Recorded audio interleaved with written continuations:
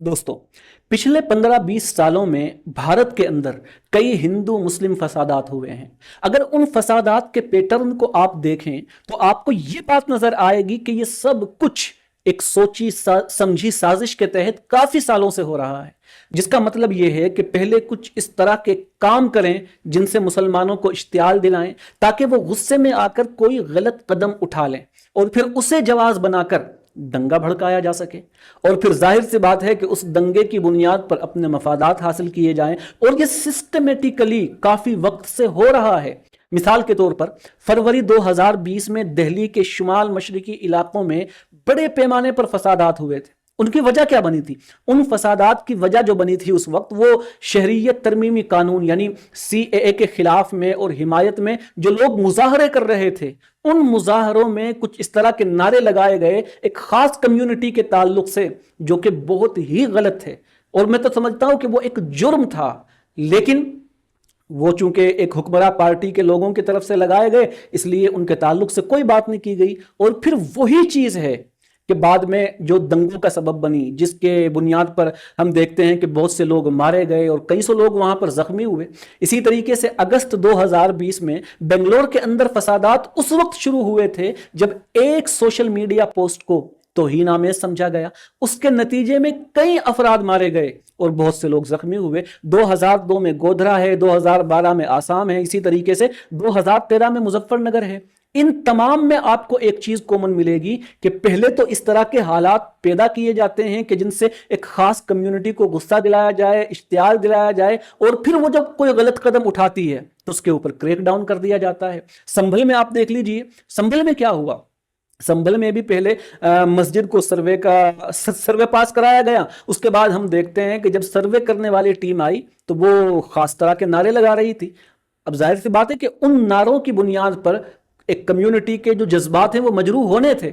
लेकिन मैं एक बात यहां पर अर्ज कर दूं मुसलमानों के ताल्लुक से कि देखें, मुसलमानों को हमेशा इस बात को समझना चाहिए कि जब आपको पता है कि काफी वक्त से ये सब कुछ हो रहा है तो फिर आपको अकल क्यों नहीं आती?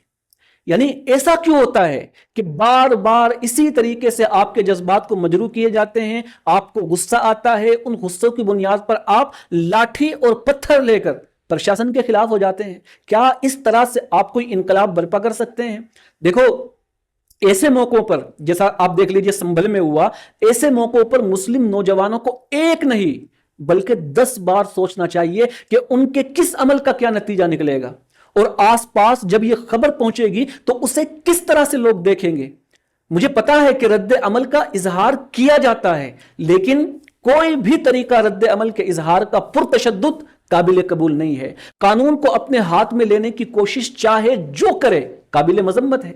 यानी आप देखें, आप सर्वे को रोकना चाह रहे थे ना, सर्वे तो अब बाद में भी होगा, कोर्ट में तो यह मुकदमा बाद में भी जाएगा, लेकिन हुआ क्या? आपने जो झगड़ा किया, जो लड़ाई की, उसके नतीजे में खुद आपके लोग मारे गए और आपको कोई इंसाफ मिलने वाला नहीं है।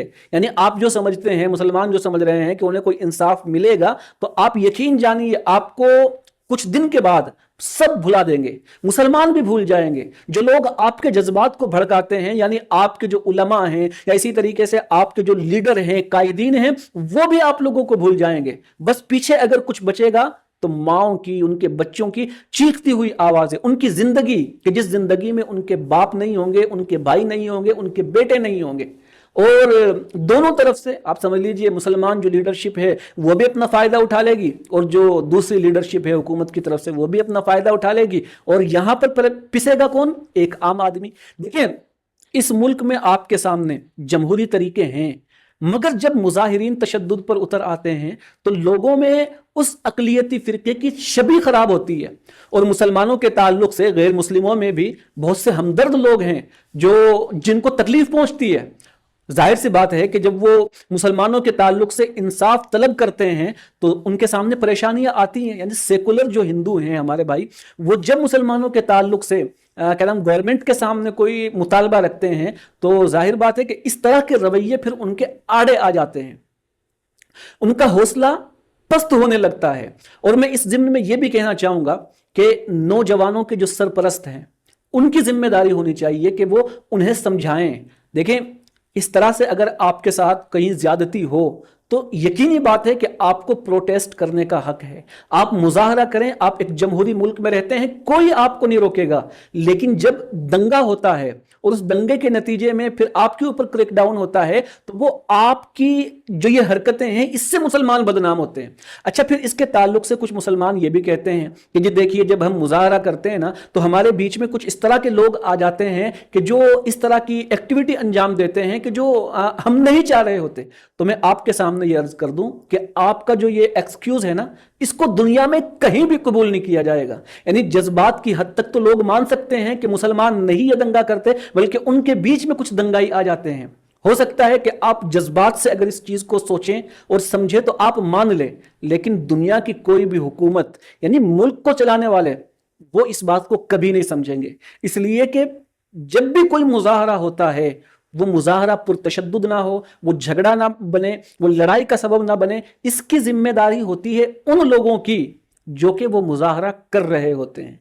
और सिर्फ ऐसा नहीं है, यानी यहां पर तो हम हुकूमत के ऊपर सब कुछ डाल देते हैं कि भाई हुकूमत मुसलमानों के साथ ज्यादती कर रही है। यकीनी बात है कि ज्यादती मुसलमानों के साथ हो रही है, लेकिन सवाल यह है कि क्या यह हिंदुस्तान के अंदर ही होता है? आप पाकिस्तान में चले जाइए, अभी इमरान खान के ताल्लुक से जो मुजाहरे हो रहे थे, आपने उनके अंदर गौर किया है?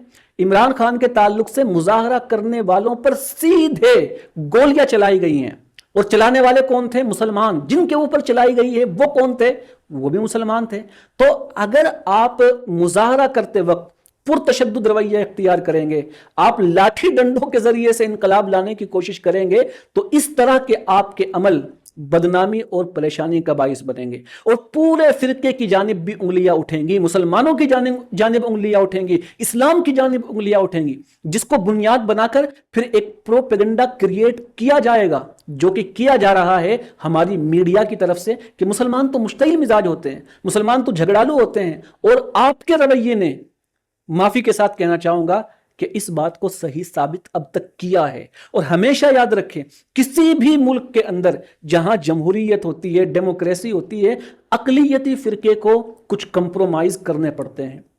पाकिस्तान तो एक मुसलमानी मुल्क है ना, वहां पर आप देख लीजिए जो हिंदू हैं उनको बहुत सी चीजों में कंप्रोमाइज करके रहना पड़ता है। बांग्लादेश के अंदर जो अकलियतें हैं उनको कुछ ना कुछ अपने मफादात को बालाए ताक रखना होता है, इसलिए कि जमहूरियत में अक्सरियत को, जो लोग मेजोरिटी होते हैं, उनको ही हमेशा सरकारें प्रेफर करती हैं, उन्हीं के मफादात में सरकारें हमेशा काम करती हैं। अगर एक जगह पर क्या नाम जो अकलियती फिरका है और दूसरी तरफ अक्सरियती फिरका है, उन दोनों के मुकाबिल में अगर कोई इस तरह की चीज है कि जो सरकार को एक को चुनना है, तो सरकार हमेशा जो अक्सरियत है ना उसको चुनेगी। और ये जमहूरियत की या कह लीजिए डेमोक्रेसी की एक बहुत बड़ी प्रॉब्लम है, और ये यहीं पर नहीं है बल्कि पूरी दुनिया में इसी तरीके से है। इसलिए आपकी खिदमत में गुजारिश है कि आप एक जमहूरी मुल्क में रहते हैं, अपनी हैसियत को समझें और इस बात के ऊपर गौर करें कि आपका जो ये अमल है या कह लीजिए पुरतशद्दुद रद्द अमल है, इसके नतीजे में मुसलमानों की बदनामी पूरी दुनिया में होती है कि नहीं है। और अगर आप सोच समझ कर काम करें, उसका क्या ये नतीजा निकलेगा जो निकला है।